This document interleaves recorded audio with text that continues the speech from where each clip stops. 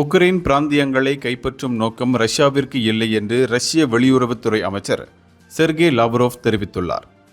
உக்ரைனிடமிருந்து வரும் பாதுகாப்பு அச்சுறுத்தல்களை அகற்றுவதும், ரஷ்ய கலாச்சாரத்துடன் இணைந்து வாழும் ரஷ்யர்கள் ரஷ்ய மொழி பேசும் சமூகங்களை பாதுகாப்பதுமே ரஷ்யாவின் நோக்கம் என்று அவர் கூறினார். அவர் மேலும் கூறுகையில், உக்ரைன் அரசாங்கம் நாசி ஆட்சி போல் ரஷ்ய சமூகங்களை ஒடுக்கி வருகிறது.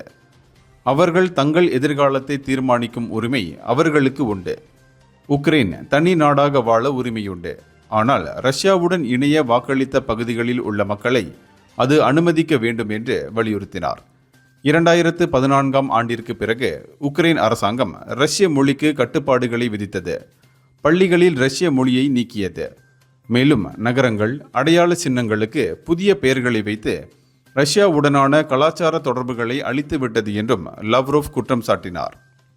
இந்தியர்களின் இதய குரல் மக்களோசை.